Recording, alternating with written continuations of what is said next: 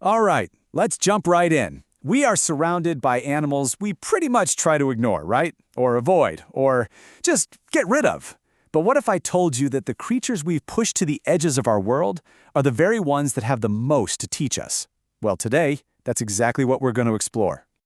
Just picture this for a second. You hear a noise outside, and there's a raccoon just having a field day with your garbage. Or you flip on the kitchen light, and a cockroach scurries across the wall. What's that feeling? That immediate gut reaction. For most of us, it's probably annoyance, maybe even disgust. It's a powerful feeling, but it's one we're about to challenge. You see, that gut reaction is a big deal. It directly influences how we label these animals. We share our cities and our homes with them, but we almost never think of them as actual neighbors. No, we see them as intruders. So on one side, you have our common labels: pests, vermin, trash animals, basically disposable. But then you have this completely different take from biologist Dr. Marlene Zuk in her book, Outsider Animals. She frames them as intelligent, super adaptable creatures who are in fact our neighbors. And as you're about to see, just changing that one word from pest to neighbor, well, it changes absolutely everything. This really gets to the heart of it. We have to move past these easy, dismissive labels.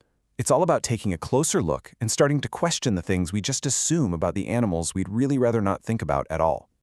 And you know, Dr. Zuk's own words really capture this mission. She basically says she wanted to write about these animals on the margins, your gulls, your coyotes, your cockroaches, specifically to show us how much we're missing. She's not talking about the popular animals like dogs or chimps. She's focused on the ones we think we already have all figured out and decided we don't like. And let's be super clear here. The point is not to convince you to go out and get a pet cockroach. Not at all.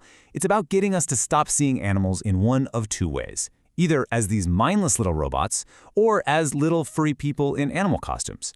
The reality is so much more complex, and honestly, so much more interesting. So what can we actually learn from them? All right, let's get into some real, and I gotta say, pretty surprising examples. We're going to start with maybe one of the most universally disliked animals on the entire planet. For so many people, the cockroach is the absolute definition of a pest. But, as you can probably guess, there's a lot more going on with this insect. Now, get this. Believe it or not, cockroaches can teach us something about human pregnancy. Yes, you heard me right. It is a wild, unexpected connection that just goes to show you how much biological insight we can get from studying creatures we'd normally just, well, squash.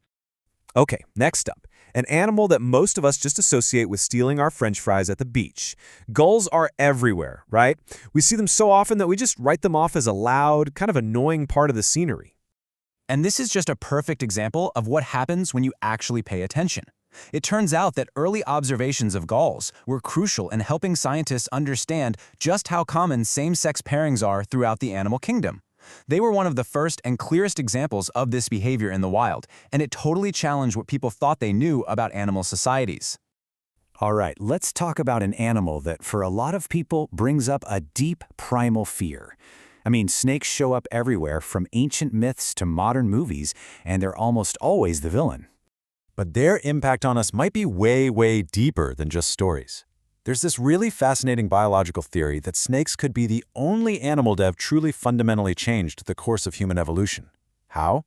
Well, the idea is that our sharp eyesight might have evolved specifically to help us spot them slithering in the grass.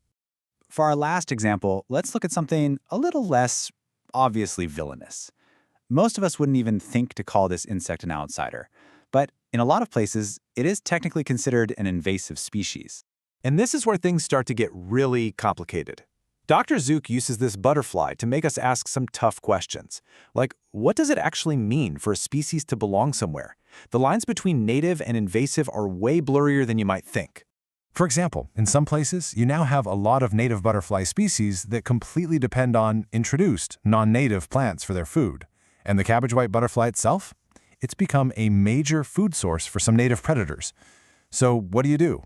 Get rid of the cabbage white and let the native animals go hungry? There are just no easy answers. All this complexity kind of forces us to turn the question around, doesn't it? We spend all this energy worrying about animal intruders, but maybe we need to be looking at our own role in all these conflicts. Let's go back to the raccoon for a minute. It's really a simple 3-step process. Step 1, our trash is everywhere and it's super easy to get into. Step 2, Raccoons, being incredibly smart and resourceful, see this and think, hey, a free buffet. And then step 3, we get furious and call them pests for taking advantage of a situation that we created. So when you look at it that way, you realize the blame is often completely misplaced.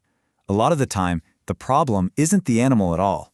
It's the environment we've built that's basically a giant invitation.